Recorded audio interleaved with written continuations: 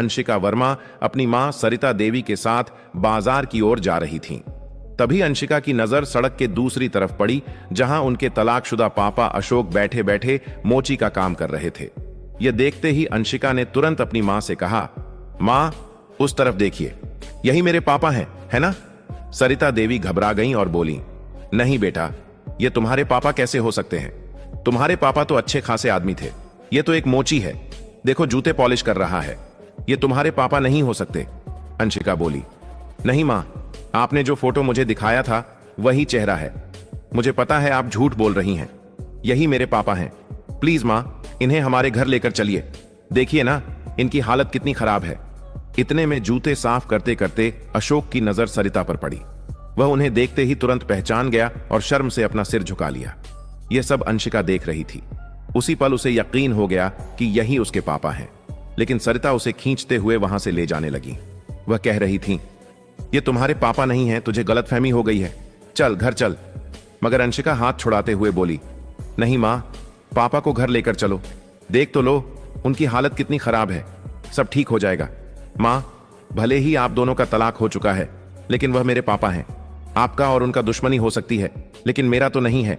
मैं अपने पापा को घर ले जाऊंगी। लेकिन सरिता राजी नहीं हुई। वह गुस्से से चिल्ला उठी, देखो, अगर तुम उन्हें घर लेकर जाओगी तो मैं तुम्हारे साथ नहीं रहूंगी।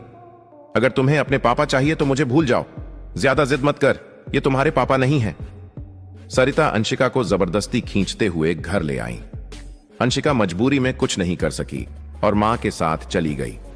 उधर अशोक यह सब देख रहा था।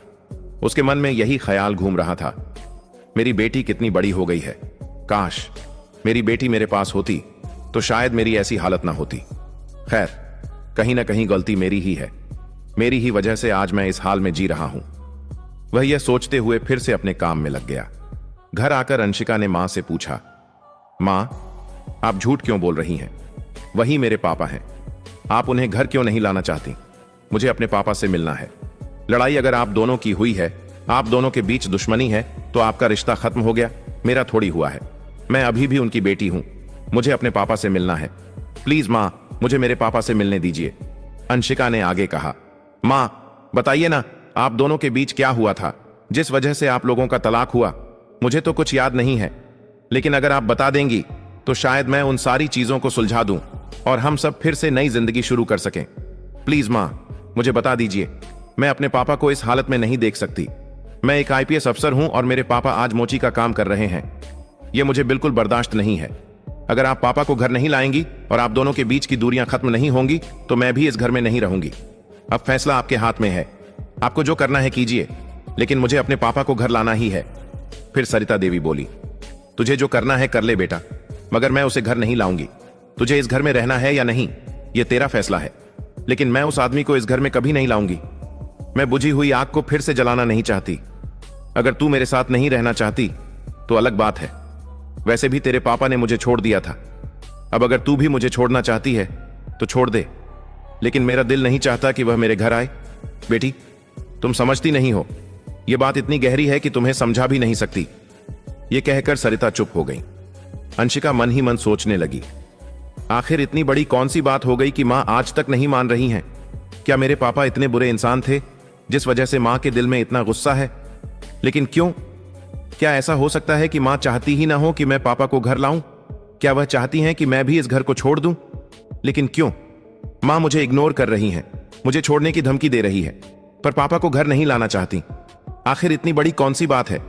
मुझे तो पता करनी ही पड़ेगी कि किस वजह से मां इतनी गुस्सा है कि मुझे भी छोड़ देंगी, लेकिन पापा को घर नहीं लाएंगी। वह यही सब सोच रही थी। दूसरे दिन अंशिका चुपके से खुद अशोक से मिलने के लिए निकल पड़ी। सरिता को बिल्कुल भी अंदाजा नहीं था कि उनकी बेटी कहां गई है। उन्हें लगा कि शायद वह ड्यूटी पर होगी, लेकिन आईपीएस अंशिका अपने पापा से मिलने बाजार की ओर निकल चुकी थी।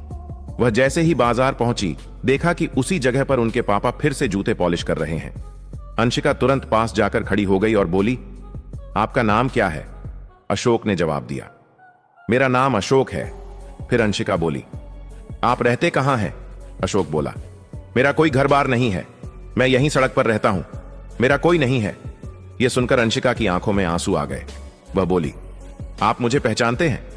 अशोक ने शर्म से सिर झुकाते हुए कहा, नहीं, मैं आपको नहीं जानता। आप कौन हैं?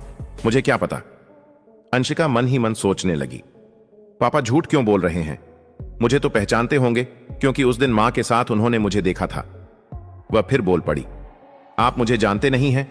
मेरा नाम अंशिका है। याद कीजिए, शायद जानते होंगे। कहीं ना कहीं तो आपने मुझे जरूर देखा होगा ना? अशोक बोला। नहीं बेटा, मैंने तुम्हें कहीं नहीं देखा है। मुझे सब याद है, और मुझे यह भी नहीं पता कि अंशिका कौन है। हां, हो सकता है तुम मुझे जानती हो, लेकिन मैं तुम्हें नहीं जानता बेटा। यह सुनकर अंशिका को थोड़ी राहत मिली, क्योंकि वह अपने पापा के मुंह से बेटा शब्द सुनना चाहती थी। सुनते ही वह बोली, आप मेरे पापा हैं? आप झूठ बोल रहे हैं। मुझे पता है कि मेरी मां से आपकी शादी हुई थी और मैं आपकी बेटी हूं। मुझे नहीं पता कि आप दोनों के बीच क्या हुआ, किस वजह से रिश्ता टूटा, लेकिन अब मैं आप दोनों को एक साथ देखना चाहती हूं। मेरा सपना है कि मेरी मां और पापा फिर से एक साथ रहें। यह सुनकर अशोक घबराते हुए बोला, आप यह सब क्या कह रही हैं? मेरी तो शादी भी नहीं हुई। आप शायद किसी और के बारे में बात कर रही होंगी। मैं किसी का पापा नहीं हूं। यह सुनकर अंशिका मन ही मन सोचने लगी, मेरे पापा सब झूठ बोल रहे हैं। मां और पापा दोनों ही मिलना नहीं चाहते, मगर मैं तो इन्हें मिलाकर ही रहूंगी।